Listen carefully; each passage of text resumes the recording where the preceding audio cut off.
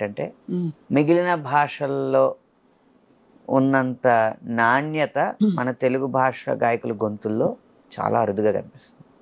కారణం మన పేరెంటింగ్ విధానం.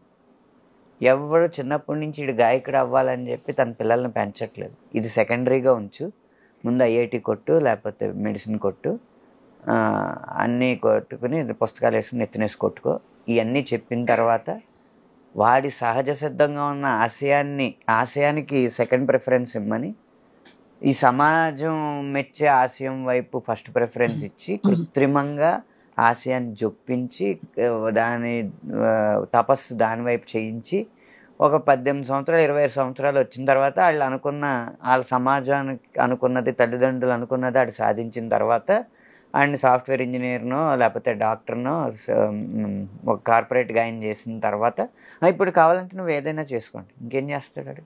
అప్పటికే చిన్నప్పటి నుంచి సాధన ఉంటేనే కదా. అవును. అంటే తెలుగు వారిలో మాత్రం ఉందంటారా? తెలుగు వారిలోనే ఎక్కువ. అంటే ఎందుకంటారు? అంటే అతి జాగ్రత్త ఏమో. చైనా వల్ల. ఒక సంస్థ పేరు చేయితో స్టార్ట్ అవుద్ది, ఒక సంస్థ పేరు నాతో స్టార్ట్ అవుద్ది. వాళ్ళు టీవీలో ఓదరగొట్టే ర్యాంకుల ఇది వల్ల అని మీరు అన్ని చూపిస్తేనే మాకు అర్థం అవుతుంది.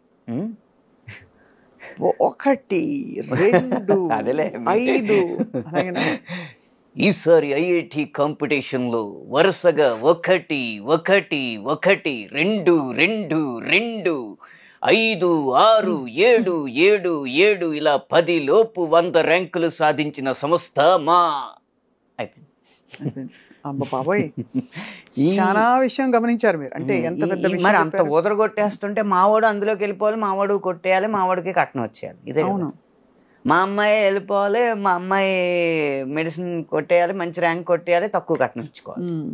ఈ ఇదితో వెళ్తున్నప్పుడు ఎలా కుదురుతుందండి? ఇప్పటికే ఆ జబ్బు పోలేదు. పోనీ సింగర్ని చేద్దాం అనుకున్న తల్లి